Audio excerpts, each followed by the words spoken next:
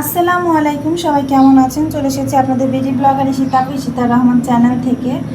তো সবাই কেমন আছেন? সবাইকে আসসালামু আলাইকুম। আজকে একটা সুন্দর একটা ভিডিও দেওয়ার জন্য চলে আসলাম। তো সবাই কেমন আছেন? আপুরা ভাইয়েরা সবাই আমার ভিডিওগুলো ভালো লেগে থাকলে অবশ্যই চ্যানেলটি সাবস্ক্রাইব করে দিবেন, লাইক কমেন্ট করবেন অবশ্যই, এবং সাথেই থাকবেন। ঠিক আছে, চেষ্টা করি প্রতিদিনের ভিডিও আপনাদের মাঝে দেওয়ার জন্য। তো আসলে অনেক সময় হয়ে ওঠে না।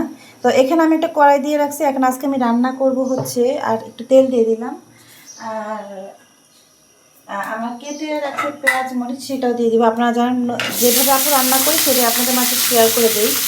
যে তো আজকে যে রান্নাটা করব এটা কার কার সাথে মিলে যায় অবশ্যই কমেন্ট করে আমাকে জানাবেন। হ্যাঁ,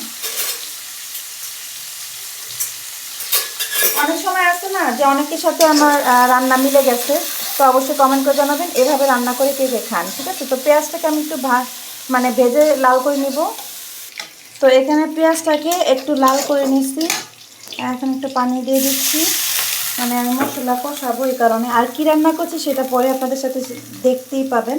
তো এখানে হচ্ছে আদা রসুন সব কিছুই মশলা দিয়ে দেওয়া আছে। আর তারপর দিয়ে দিচ্ছি লবণ পরিমাণ মতো, যে যেমন খাবেন। হ্যাঁ, আমি এখানে একটু বেশি দিচ্ছি যেহেতু আমি যেটা রান্না করব দরকার। ঠিক আছে, আর আমরা হচ্ছে সব সময় মানে রান্নার ভিতরে যতটুকু মানে দিয়ে দেই, লবণ দিয়ে দিই, কিন্তু পরে আর কোনো লবণ মানে ভাতের সাথে খাই না কখনো। আর এখানে হলুদ মরিচ ধনিয়া দিয়ে দিচ্ছি, দেখতেই পাচ্ছেন। দিয়ে মশলাটাকে কষায় নিব ফার্স্টে, আর একটু সামান্য দিয়ে দিই গুঁড়া মরিচ, এগুলো অনেক ঝাল। তো এটা একটু মানে কষানো হলে আপনারা বুঝতে পারবেন যে কষানো হয়ে গেছে। ঠিক আছে,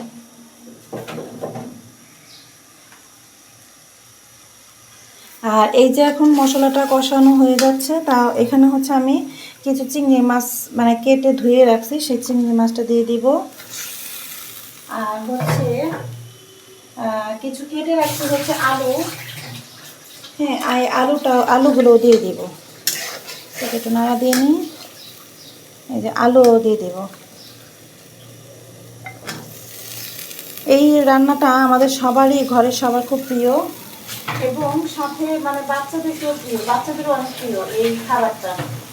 যদি আপনি ভালোভাবে রান্না করতে পারেন বাচ্চারা খুব মজা করে খায়, এবং হচ্ছে তাদের পুষ্টিও। এখন আরও একটা জিনিস বাকি আছে দিব, সেটাও সাথে থাকেন। এই যে সাথে দিব এই যে পুঁই শাক দিয়ে আজকে হচ্ছে এই চিংড়ি মাছ আলু দিয়ে রান্না করব। এখন এই পুঁই শাকটা ভালোভাবে ধুয়ে নিছি, এখন পুঁই শাকটাও দিয়ে দিব। আর পুঁই শাক থেকে এমনিতেই পানি ওঠে।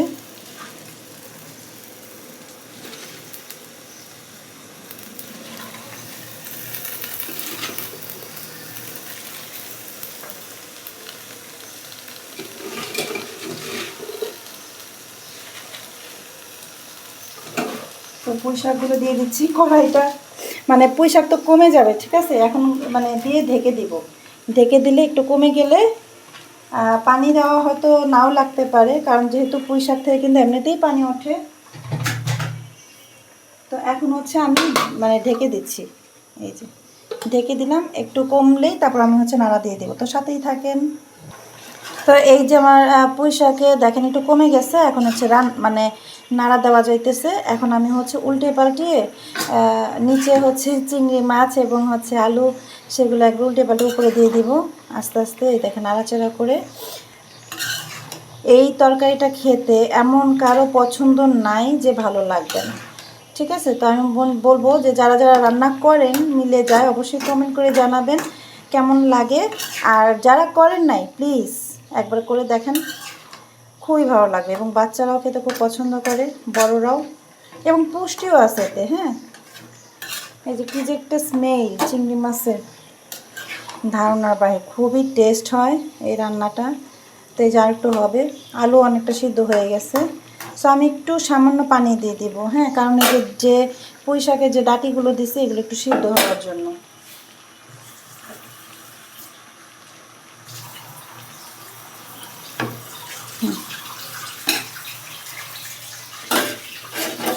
এখন একটু ঢেকে দেব, এটা হওয়ার পর্যন্ত। অনেক অনেক ভালো লাগবে। সো যারা মানে রান্না করে খেয়েছেন তারাও কমেন্ট করে জানাবেন, আর যারা করেননি তারাও কমেন্ট করে একবার হচ্ছে রান্না করে খেয়ে দেখবেন। এটা হচ্ছে আমার মানে একটা পছন্দের খাবার আর কি, আপনারা বলতে পারেন। ঠিক আছে,